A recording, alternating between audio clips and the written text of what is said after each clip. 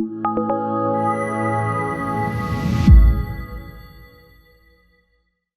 right, we are super excited to be here today with Dr. Scott Stoll. Now, Dr. Stoll is the co-founder of the Plantrition Project, the International Plant-Based Nutrition Healthcare Conference, the International Journal of Disease Reversal and Prevention, and the Regenerative Health Institute, which is a unique collaborative project with the Rodale Institute that integrates a regenerative vision for human health, agriculture, and the environment.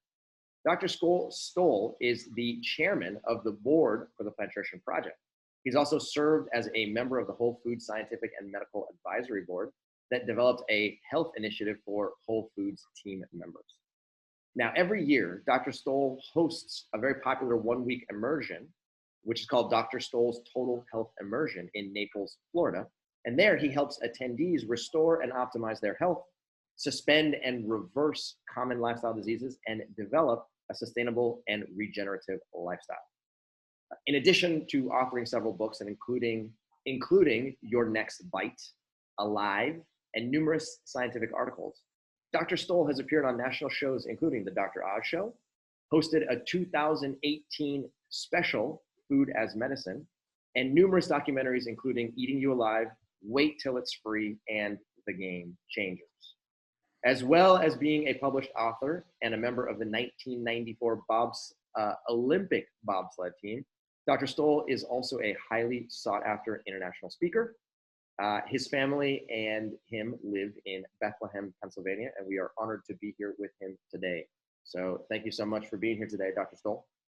Yeah, thank you, Robbie and Cyrus. It's such a great honor to be with both of you again. And I just want to applaud you on your new book. Congratulations on your New York Times best-selling book. It's an incredible book, and if anybody watching this hasn't ordered that yet, I want to encourage you because it's one of the best books I've seen on mastering diabetes. So congratulations to both of you.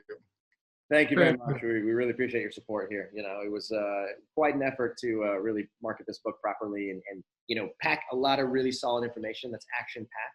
So, you know, we really appreciate your support here. Well done. Well done.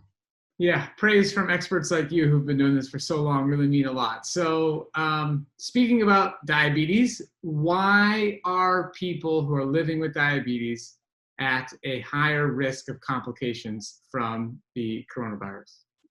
Yeah, well, we're going to jump right in, Robbie. So that's great. You know, it's really an important question because when the data that's coming out on the coronavirus, you know, is that people with type 2 diabetes, with heart disease, with chronic lung diseases, with hypertension, somebody that's immunosuppressed are at increased risk for not only acquiring the disease, but having more significant complications. And for the people living with diabetes, this is not a great surprise because we know in the diabetes literature that people living with diabetes are at increased risk for pneumonia, from strep pneumoniae, for the flu, as well as other infections like tuberculosis and you know, other infections of the kidney, the bladder, and skin infections. So, you know, when we look and dig a little bit deeper, we can understand why that occurs. Just one interesting point that I just read today. I was looking back at some new articles, even from 2020 on COVID. And they were saying that people that, you know, historically have type 2 diabetes or even type 1 that's not well controlled, they have a 6 times greater rate of having complications from even the flu and being hospitalized. And that appears to be playing out similarly with the COVID virus, that especially when the diabetes is not well controlled, when there's hyperglycemia present, it impairs the immune system to a greater degree, and you're much more likely to have more serious complications. So, you know, as we're going to talk about later, it's, you know, not only is lifestyle important, but really strict management of blood sugars is also very important. And we can do a deeper dive, you know, into some of the biologic and biochemical mechanisms for why people with diabetes are at increased risk for infections. Yeah, so that brings up another good question here, which is that you have mentioned, you know, when we were talking beforehand, you mentioned that people living with diabetes and people living with cardiovascular disease in particular are at a higher risk for infection because the coronavirus attaches to the ACE2 receptor. So can you go into a little bit of detail here? What is the ACE2 receptor? Where is it found? And why does it present a greater danger for people living with any form of diabetes or heart disease?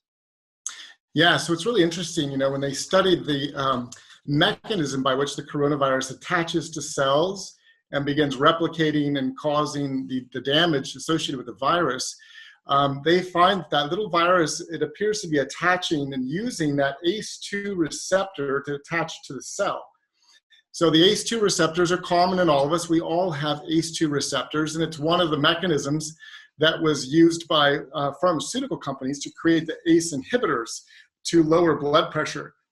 And through the ACE inhibitors, they were able to attach to those receptors and create some opening in the blood vessel that would naturally lower the receptors. But what they found is that with people on high blood pressure medications that include the ACE2 receptors, the angiotensin receptor medications, inhibitors, as well as people that have diabetes, they naturally have higher levels of these ACE2 inhibitors. And so part of it is due to the chronic inflammatory response that's often seen in people living with diabetes, that we have these higher levels of receptors available. So it creates more potential connection points for the virus and more cells that are affected and a more significant or serious impact on the body. Got it. Now, another thing that people are saying here, and if you look at the news, it's all over the place where it says, if you are older, 50, 60, if you're elderly, then you're at a much greater risk, in addition to people living with chronic diseases. So is it a true statement that the people that are at the highest risk are people that are elderly, or is the coronavirus actually affecting younger individuals, 30s, 40s, 50s, as well? Yeah, we see, that all age groups are being infected with coronavirus. There are children being infected. There's actually a fairly large percentage of the population from 18 to 44 that are also infected. But I think what the statistics are pointing out, that the populations that are 60 to 70, 70 to 80, and 80 and above have much higher risks of death. So I like to think about it that everybody's at risk of being infected by a coronavirus, and most of us have actually had some type of coronavirus, which are mild colds. But this coronavirus affects everybody across the population. But the 60 and above group has mortality rates of like 7%. The 70 and above are 8%, and then the 80 and above are like 14.8% mortality rate from the virus. So there's certainly at a much greater risk for having more severe disease and more complications, just like that chronic disease group that we mentioned earlier. But it's also important for people to realize that, if you're young, you're still at risk. And I think we saw this with a lot of the spring breakers and some of the young people that, decided to ignore the shelter at home or the social distancing, and they had parties, they went to spring break, and now they're coming down with the virus. And unfortunately, even if they carry it and have a mild condition, they still can transfer that to the elderly population that may have more serious conditions. So can you give us some more insight into what is happening in younger individuals or healthier individuals that leads them to be asymptomatic or have mild symptoms when they do contract SARS-CoV-2? Yeah, that's a great question, Robbie. And I want to take one step back just for the audience to really understand why this is so highly transmissible, and why young people are actually impacted. When we look at the flu is usually transmitted from one person to 1.4. So I would transfer my flu virus to 1.4 people, and then the next generation would be another 1.4. And if we do that 10 times, we end up with about 14 people that I've infected over that period of time. But the SARS-CoV-2 virus is much more transmissible. And what they find is that it goes 1 to 3. So I would transfer to 3 and then 3 to 3. And so if you multiply that out over 10 passings, we end up with about 59,000 people that are infected. And so, that gives some relevance to, why we're all trying to shelter and stay home and, not only protect ourselves, but we're trying to protect others, especially that more vulnerable group that's in society that includes the older people and then those that are chronically ill. And so, what we're seeing in younger people generally, that they have more health redundancy, they have stronger bodies, they have lower inflammatory levels, much less likely to be struggling with chronic disease. Therefore, the severity of their condition tends to be less. What we also know today, though, because of the rise of these non-communicable lifestyle diseases related to our poor diet, that even that younger population today has the beginnings of chronic disease. Heart disease is not uncommon in 20-year-olds today. I have a friend that's a heart surgeon that was taking care of a 9-year-old with a heart attack. So we're seeing heart disease, we're seeing hypertension in teenagers, we're seeing early type 2 diabetes as an epidemic in young people. So all of those young people are not only at risk for getting the virus, they're at risk for getting more severe complications due to the virus. So I think what we're seeing is that it's that underlying, under the skin, that level of inflammation, the level of injury to the cells that's accumulated over time that creates that potential for more complications with the COVID virus. And I think you bring up a really big point here, which is that there can be a lot of people who have some of these underlying conditions, heart disease developing at a very, very early age, without them actually being diagnosed yet. Exactly, Robbie. That's right. I mean, it's very common for people to develop these issues, and as you all know so well, the number of people with prediabetes is approaching 90 million people in the United States, and they don't know they have the condition. And so that's a huge number of people that have this, elevated glycemic level, which makes them more susceptible to infections, increases those angio-2 receptors that we talked about earlier, impairs their immune system in a lot of different ways. And so they can think they're healthy, which we often see. People think they're healthy, but they're really not when they deep down inside. Yeah, I remember when I first read that statistic, that there's about 30 million people living with both type 1 and type 2 diabetes in the United States, and then there's 85 million more people living with prediabetes that don't even know it. That it literally blew my mind. That's 3 times the entire diabetic population who doesn't even know that they have the symptoms of diabetes that can lead to type 2. It's just a flabbergasting statistic. So for people living with type 1, Robbie, myself, other individuals that tend to be a little bit younger, that have either been diagnosed with type 1 diabetes or other autoimmune conditions, are they also at an increased risk? Is that a safe thing to say? Yes, I think generally that is safe to say. I sincerely believe that, you and Robbie and others that do such a masterful job of taking care of yourselves, optimizing your diet and lowering your insulin levels, really are at, far less risk. But certainly most of the people living today with type 1 diabetes can also develop type 2 diabetes, insulin resistance, over time, because their blood sugar control is so poor. And what we know from the literature is that, with hyperglycemia, we begin to impair the immune system that's responsible for protecting us from bacteria and viruses. It's the neutrophils, it's the T lymphocytes that are circulating in our blood that are impaired by hyperglycemia in diabetes. And so those are the cells that would identify foreign invaders and attack them, chew them up like a Pac-Man and remove them from the body. And so, if those are suppressed, as we see often in people with hyperglycemia, both type 2 and type 1, then they're going to be at an increased risk of infections. And, the literature shows that people living with type 1 diabetes are also at increased risk of other infections. So we know that there is some level of immunosuppression, which highlights the importance of really optimizing your diet, lowering that insulin requirement, and lowering those, and like you guys have all done so well, making your blood sugars, rock solid and consistent over time, so that you optimize the function of your immune system and give your body every fighting opportunity it needs to attack those bacteria and viruses that we encounter in our world today.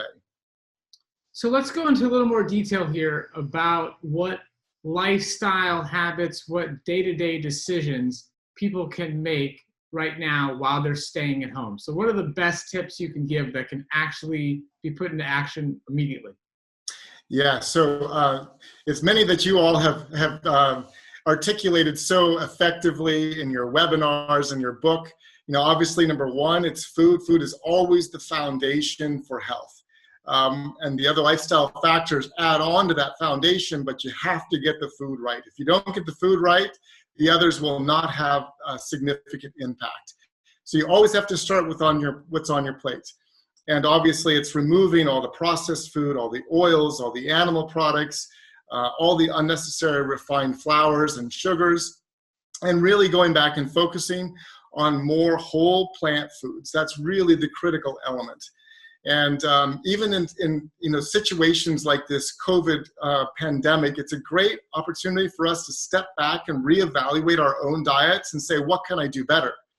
You know, I even did that myself in this situation. I looked at my diet and I said, you know, what can I do better to optimize my exposure to phytochemicals and antioxidants and minerals and fiber?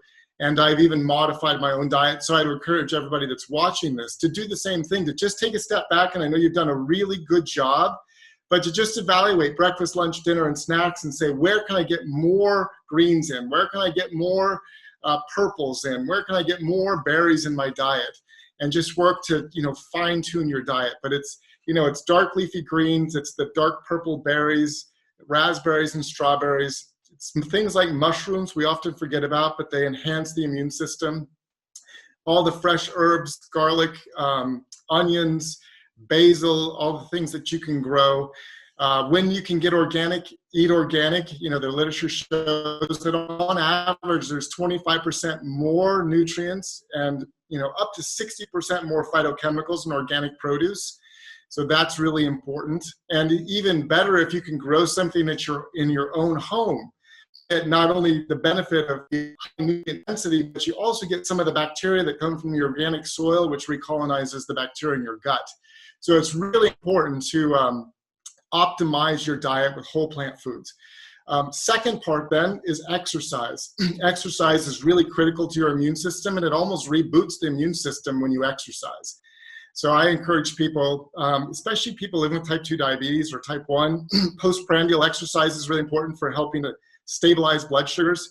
So really working to get in at least 30 minutes of vigorous exercise. And exercise is whatever you like to do. If it's dancing, if it's rebounding, if it's jogging, elliptical, it's whatever you love to do. Do it with vigor for 30 minutes at least, 5 times a week. And if you can do more, do more. Next is removing stress. When we're stressed, our immune system is suppressed. And so especially during pandemics like this, I really like to encourage people, turn the news off. Turn off all the projections that are looking at worst case scenarios. Don't let stress and fear overtake you.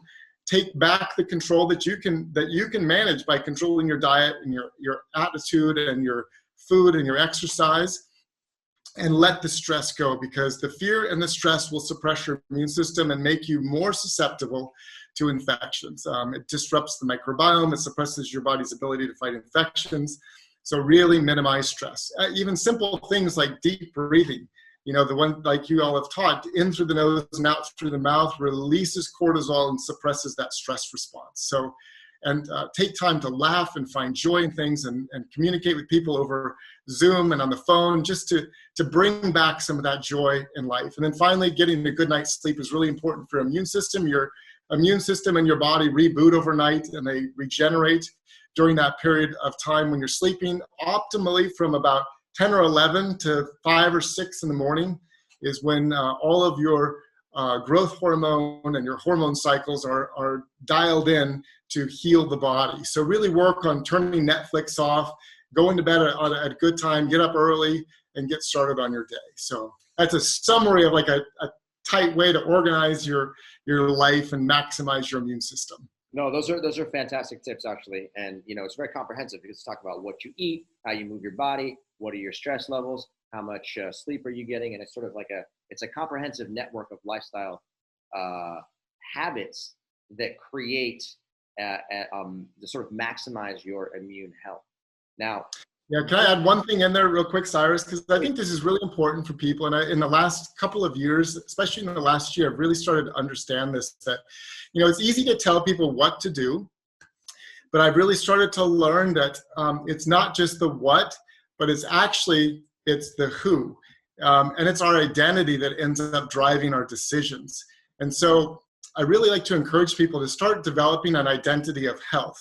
If you start believing that you're a healthy person, then coming out of that, you naturally want to do healthy lifestyle choices. If we have a belief that we're sick, or I am somehow not whole because I have a disease, we have these mindsets that will affect our lifestyle choices. And so I really like to encourage people to just work on developing a personal identity that just simply says, I am a very healthy person. And if you have to repeat that in the mirror, every day for a period of time, just to convince yourself and begin retraining your brain to think that you're a healthy person, you will naturally begin making the right choices out of that personal identity of health.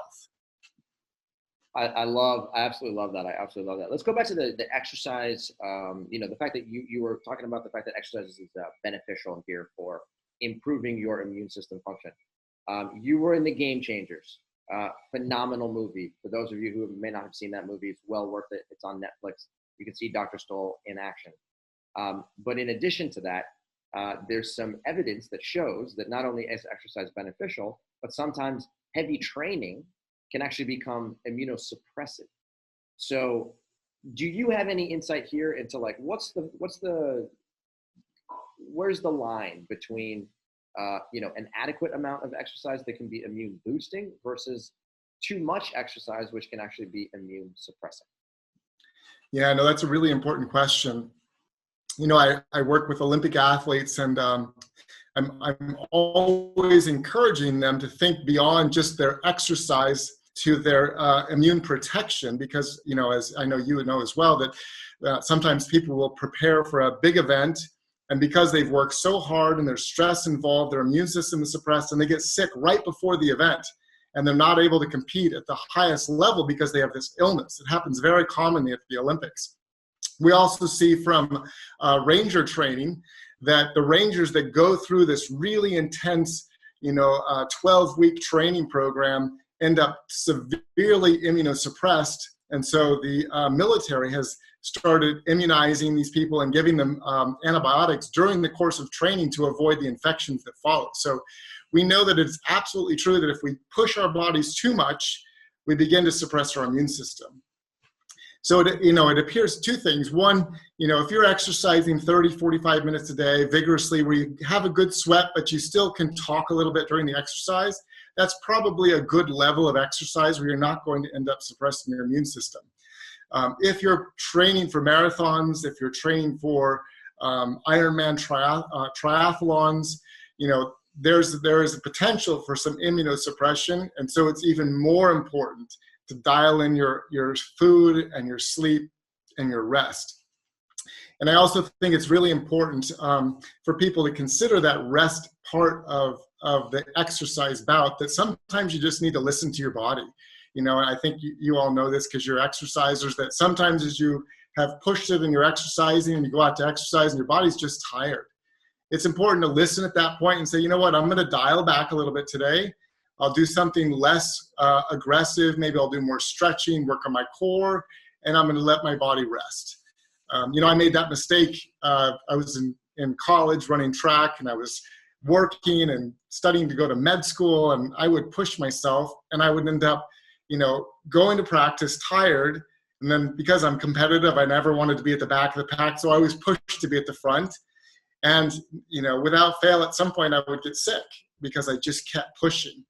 But it took me several years to finally learn that, it's better for me to just pull back right now, take a rest, maybe even skip a practice and rest so that my body has a chance to recover. And I found that when I did that, not only did I not get sick, but my performance went up because I was learning to listen to my body's needs.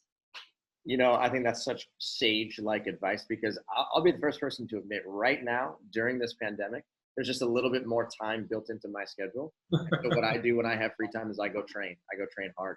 And I am finding that these days I'm actually training just a little bit, it's significantly harder than I normally would. And my body is talking to me saying, hey, you might want to slow down. You might want to slow down.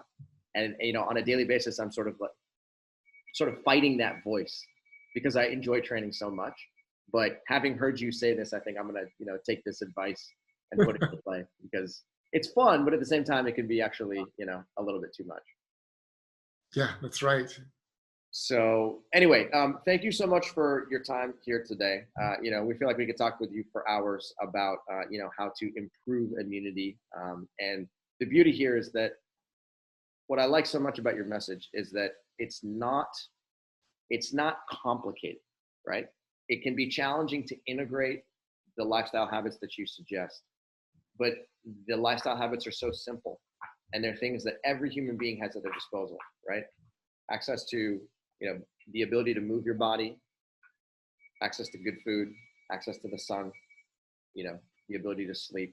These are just like very simple lifestyle habits that can have such a profound effect. And I think over the course of time, as our society gets a little bit more complicated and more technologically advanced, one by one, these things just start to like become less and less important.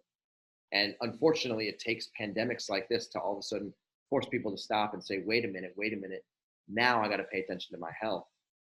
What am I going to do to improve my immunity and my metabolic health at the exact same time? Because the two go hand in hand with each other. Yeah, that's right. And, you know, it's a couple things I just want to remind people of too, that as you're making lifestyle changes, you don't have to be perfect from the beginning. In fact, making lifestyle changes, expect to have failures, expect things not work out. Failure is a part of every great success. And I know Cyrus and Robbie and anybody that's done anything great has had failures along the way. And in working with people for almost 2 decades in helping them to transform their lifestyles, failure is very common, and it's okay. It's okay. And so if you have a failure, you just learn from it. You say, I was expecting that because Dr. Stoll told me that failure might come. So when it comes, you say, all right, you know what? That meal wasn't great. It's not a failure. I'm going to learn from it and I'll move on. And that's how we develop a more healthy lifestyle, is just learning through some of our mistakes and failures and things that don't work out. And even in our own family today, you know, my wife will try a new recipe, and sometimes it's a bomb. You know, the children at the table are like, that is terrible, Mom, don't cook that again. And so it's okay though, you know, that's part of growing and part of learning. And for all of you too that have been impacted by this COVID virus, I really want to just let you know that on behalf of the Plantrition Project and myself, that you're in our hearts and our thoughts and our prayers. And this is a very challenging, kind of unprecedented event for all of us. But we will get through this. Life will be different in many ways. But I'm hoping that out of this too, there will be some positive ripples that come with people awakening to the idea that health is important, where our food comes from and what we eat are important, and the power of community and unity to pull together and overcome great challenges. Dr. Stoll, I love your optimism. I love your knowledge. Thank you so much for joining us. Yeah, thank you both very much. It's been an honor to be with you once again.